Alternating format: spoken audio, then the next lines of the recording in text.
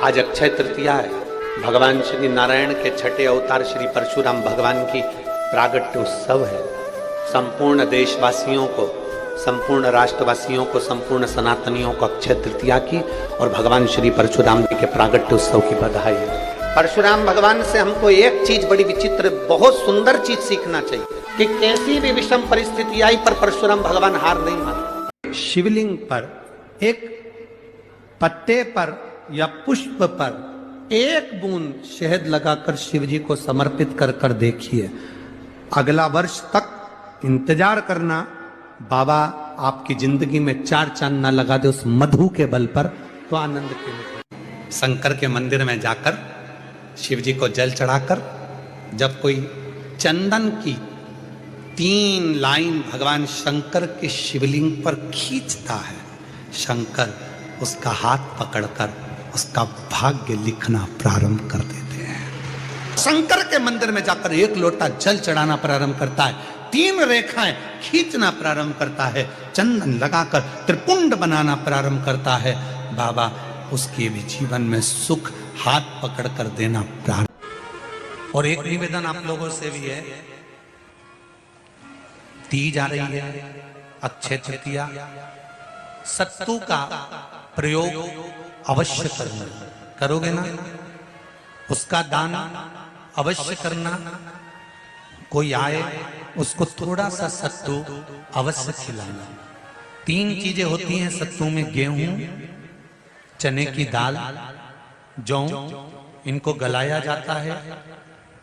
रात भर गलाने के बाद इसको फिर सेका जाता है, सेक कर पिसाया जाता है, फिर उसका प्रयोग किया जाता है। महाराज चाहे फिर उसको घोल कर आप शक्कर के साथ, गुड़ के साथ, नमक के साथ, जीरे के साथ, पुदीना के साथ, जिसके साथ तुम्हें खाना है वो तुम्हारे ऊपर, पर दान करना सत्तू का जरूर है। एक चुटकी मात्र भी अगर सत्तू आपने दान किया है बैसाख महीने में, उसका फल जरूर मिलेगा, जरूर प्राप्त। बैसाख के महीने में इसके घर में पार्थिव शिवलिंग का निर्माण होता है, उसके घर में कभी लक्ष्मी की कमी नहीं होती है, वहां लक्ष्मी सदा निवास, वहां लक्ष्मी सदा निवास करती, सदा। और मेरी जीजियों, जितनी मेरी बेटियां बैठी हैं, माताएं बैठी हैं, मेरे भाई जितने बैठे हैं, जितने मेरे जीजी बैठी हैं, जितने मेरे जीजा बैठे हैं, उनसे निवेदन करूंगा, महीने में, 2 महीने में, 4 महीने में, 6 महीने में ऐसा नियम बनाओ कि मिट्टी अपने गमले में से लेकर, भले गमले के अंदर ही शिवलिंग का निर्माण कर लो, उसकी पूजन कर लो, दिया लगाकर, जल चढ़ाकर बाबा से प्रार्थना कर लो और उसी मिट्टी को वहीं गमले में ही विसर्जन कर। श्री शिवाय नमस्तुभ्यम कहने वाला, नमः शिवाय कहने वाला, ओम नमः शिवाय को कहने वाला, भगवान शंकर को याद करने वाला, शिव की आराधना साधना करने वाला कभी जिंदगी में भटकता नहीं है, उसको उसकी मंजिल मिलती जरूर है। इसी बैसाख के महीने में परशुराम जयंती के दिन या अमावस्या के दिन या पूर्णिमा के दिन शंकर भगवान को समर्पित होता है और भगवान विष्णु को समर्पित होता है। दुनिया के लोग कहते क्या होता है सत्तू से? सास अपनी बहू से कहती है बेटा सत्तू बना ले, थोड़ा सा सत्तू बाजार से ले आना, 10 रुपए का खरीद कर ले आना, आज सत्तू, आज अपन पूजन करेंगे सत्तू की, अक्षय तृतीया है, थोड़ा सा पूज देंगे, थोड़ा सा भगवान को भोग लगा देंगे, सत्तू का लड्डू बना लेंगे। बोलो री जीजियों, सही है कि गलत है? बाजार में भी सत्तू मिलता है, तो बच्चे कहते हैं, बहुएं कहती हैं कौन खाएगा, काय को ला रहे हो, सत्तू का क्या काम है? पर शिव महापुराण की कथा कहती है, स्कंद पुराण की कथा कहती है, जिस समय पर बैसाख के महीने की सुंदर अमावस्या का दिन था, उस दिन माता पार्वती शंकर भगवान के लिए जब पकवान बनाने के लिए बैठी, कुछ नहीं मिला, तब माता पार्वती ने 3 अनाज को लिया, एक चना, दूसरा गेहूं और तीसरा जो इन तीनों को भींग रहे थे उसको लेकर आए गंगा जी में से, उसको सेक कर माता ने अंगीठी पर और उसका जो सत्तू बनाकर शिव को दिया। शंकर भगवान ने कह दिया, सुन पार्वती, ये सत्तू नहीं, ये मेरी औषधि है। बैसाख के महीने में जो खाएगा वो जिंदगी भर रोएगा नहीं, शरीर से स्वस्थ हो। अब उसको लोगों ने हंसी खेल में ले लिया, सत्तू का क्या काम, मम्मी हम नहीं खाएंगे, बड़ा पूरा। शिव जी का एक एक चीज, बैसाख के महीने में पियो बेल, बेल मतलब समझ गए, बेल का रस। बैसाख के महीने में पियो बेल और शरीर को रखो ऑल इज वेल, शरीर बेकार नहीं होगा। अगर किसी कामना के वश अगर हम दीप लगा रहे हैं या हमारे मन में कोई भाव उत्पन्न है और हम बाबा से कहना चाहते हैं कि बाबा मेरा ये कार्य है आप पूर्ण करिएगा, तो फिर शिव मंदिर में भी लंबी बाती का दीप आप प्रदोष या सोमवार की अष्टमी या सोमवार या आप शिवरात्रि को बाबा से निवेदन कर कर लगा सकते हैं। हाँ, विशेष जब कोई एक बहुत बहुत बड़ी बात हो और आपके कार्य में कहीं अटकल हो रही हो, तो एक ही दीप में दो बाती, शिव और शक्ति, लंबी बाती बनाई शिव और शक्ति के नाम से, दो बाती एक साथ एक दीप में भी लगा सकते हैं। पर कब, जब विशेष कोई आपका कार्य हो और वो अटक रहा हो, विशेष कोई कार्य, और आप बाबा से प्रार्थना कर रहे हो, तो दो बाती का भी प्रयोग आप कर सकते हो। ऐसे शिव तत्व को जान, कितना सुंदर कहा है। जब जिंदगी बहुत संघर्ष में चल रही हो, बहुत दुख का जीवन चल रहा हो, तब शमी के 5 पत्ते, शमी के 5 पत्ते, एक दुर्वा के साथ एक अक्षत चावल का एक दाना, वो भी हल्दी में भिंगोया हुआ हो या केसर में भिंगोया हुआ हो,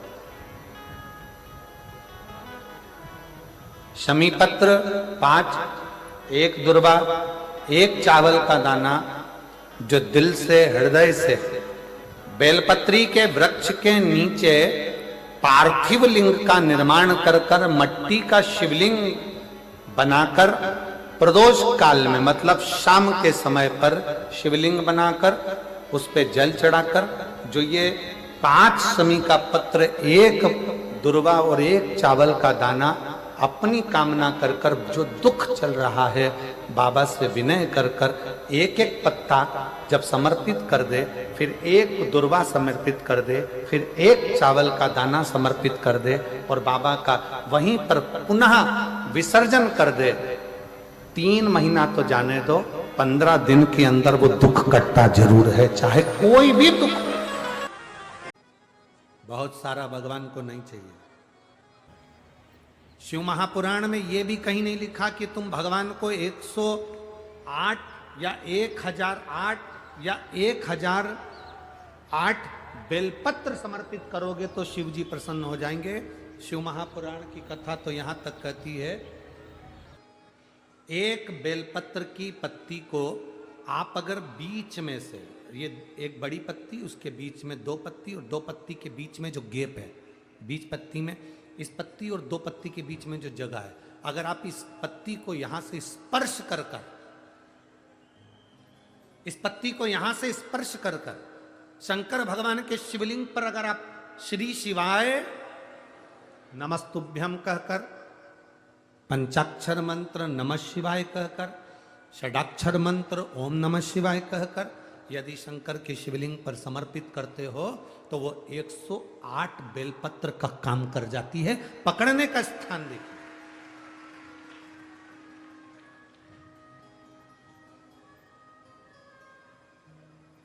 ये स्थान की बड़ी मूलता है, जो थोड़ा सा समझेंगे अपन, थोड़ा ध्यान देंगे तो ये जो स्थान है, ये बड़ा मूल माना गया।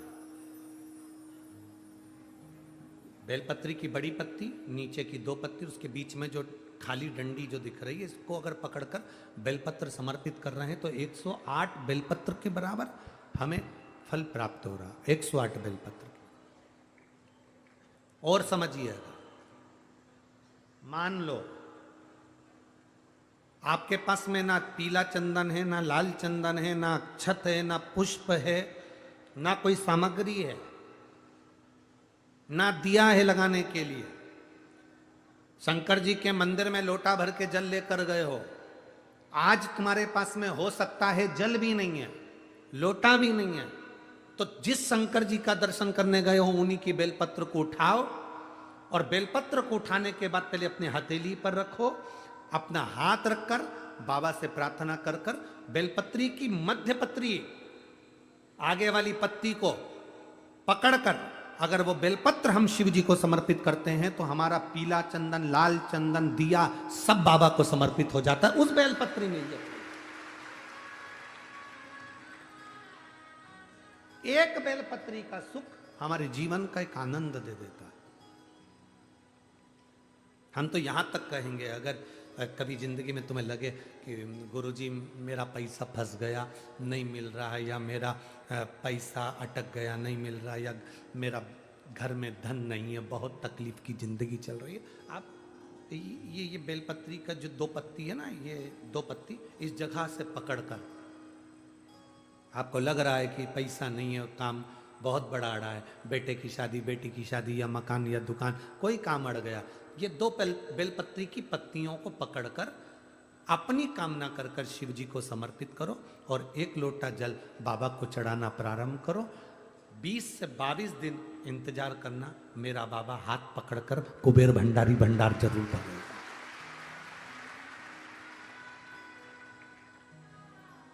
दो पत्ती को पकड़कर, लोग कहते हैं ब्रह्मा विष्णु महेश हैं बेलपत्री में,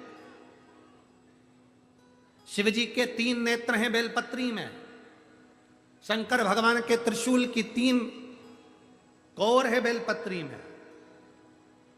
हम कहते हैं अभी थोड़ा आप स्मरण करेंगे, अगर आप शिव महापुराण को अच्छे से पढ़ेंगे तो आपको ज्ञात होगा, कुबेर को धन देने वाले कौन है? बोलते जाओ जरा जमकर, कुबेर भंडारी, कुबेरेश्वर महादेव, मतलब शिव शंकर कुबेर को धन देते हैं। जिस समय पर भगवान विष्णु संपूर्ण विश्व के कल्याण के कार्य करने लगे, कुछ नहीं हाथ में रहा, तब लक्ष्मी से उन्होंने धन लिया। आपने वहां तिरुपति बालाजी की कथा सुनी हो, लक्ष्मी से धन लिया। लक्ष्मी, इन जीवों के कल्याण के लिए तू मुझे धन दे दे। लक्ष्मी ने धन दिया। एक दिन नारायण ने पूछ लिया लक्ष्मी से, लक्ष्मी मैं नारायण, मेरे पास भी संपदा की कमी नहीं, पर तेरे पास लक्ष्मी इतनी संपदा कहां से आती है? तेरे पास इतनी संपदा कहां से आती है? लक्ष्मी जी कहती हैं, मेरी मां ने, मेरे पिता ने मुझे केवल एक ही बात सिखाई थी, किसी के आगे हाथ नहीं फैलाना है, शंकर की स्तुति करना है। लक्ष्मी जी कहती हैं, जब मुझे जरूरत पड़ती है मैं कुबेर को साथ में लेकर पहुंचती हूं। बेलपत्री की ये बीच वाली पत्ती है शिव, माता लक्ष्मी और कुबेर, उन दोनों के सामने हाथ पसार कर कुबेरेश्वर महादेव से मांग रहे हैं, भगवान शंकर से मांग रहे हैं। लक्ष्मी जी कहती हैं, वो शिव मुझे प्रदान करते हैं दोनों हाथों से, और मैं वो लेकर आती हूं जनमानस के कल्याण के। अभी हमारे यहां एक तिथि आने वाली है, अक्षय तृतीया। उसका मतलब क्या होता है? अक्षय, जिसका कभी क्षय ना हो। जब हम भगवान शंकर को चावल का दाना चढ़ाते हैं, जैसे बहुत ध्यान दीजिएगा महाराज, बहुत समझने वाली बात है, बहुत ध्यान से। चावल का दाना हमारे मस्तक पर तिलक करने के बाद पंडित जी क्यों लगाते हैं कि भगवान जैसा समय आज चल रहा है, आप पूजन कर रहे हो, पाठ कर रहे हो, दान कर रहे हो, पुण्य कर रहे हो, सत्कर्म कर रहे हो, भजन कर रहे हो, मेरा देव अधिदेव महादेव, मेरा नारायण, मेरा सत्यनारायण भगवान, मेरा राम जी, मेरा विष्णु जी, मेरा भागवत मैया, मेरी रामायण मैया, ब्राह्मण मस्तक पर तिलक लगाने के बाद चावल इसलिए लगाता है कि जैसा समय आज चल रहा है, भगवान तुमको ऐसा ही समय बनाकर रखे और तुम ऐसे ही चार चांद लगाते रहो, दान पुण्य संकीर्तन करते रहो, इसलिए मस्तक पर चावल का दाना लगाया है।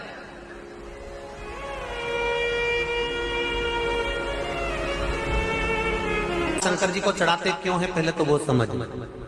बेलपत्री का तो महत्व आपको बार बार बताया कि बेलपत्री शिव जी को क्यों चढ़ाई जाती है, कहीं रोग के लिए, कहीं बीमारी के लिए, कहीं किस कार्य के लिए, कहीं कोई कार्य के लिए, कहीं कोई कार्य के लिए। चावल का दाना अगर हम शंकर भगवान को चढ़ा रहे हैं तो क्यों चढ़ा रहे हैं, उसका कारण क्या है? चावल का दाना शिव को चढ़ाने का केवल एक कारण रहता है कि चावल को अक्षत कहते हैं। अक्षत का मतलब होता है अक्षय।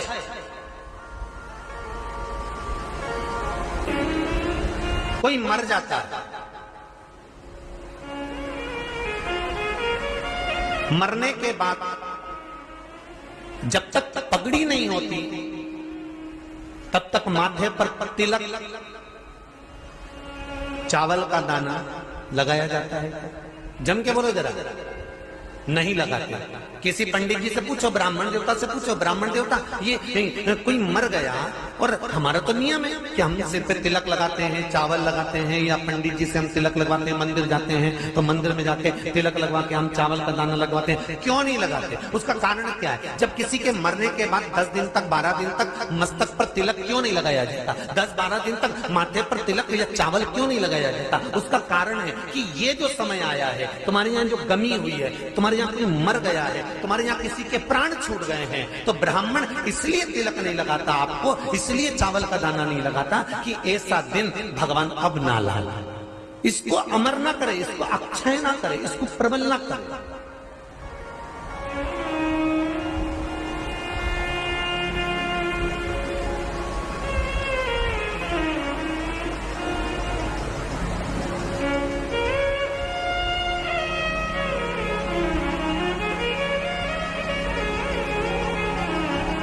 और जब चावल का दाना, तो यहाँ शिव महापुराण की कथा करी, चावल का दाना हम शिव जी को क्यों चढ़ाते हैं, भगवान को क्यों समर्पित करते हैं, भगवान के पूजन में अक्षत क्यों समर्पित करते हैं, चावल क्यों समर्पित करते हैं, उसका कारण क्या है? तो कहा आज मैंने जब चावल का दाना आपको समर्पित करा है, जिस भाव से, जिस विश्वास से, जिस श्रद्धा से, जिस मन से मैं आपको रिझा रही हूँ, हे भोलेनाथ मेरी ये मनोकामना पूर्ण कर, इसको अक्षय कर देना, इसको अमर कर देना, बस इतनी कृपा आप कर।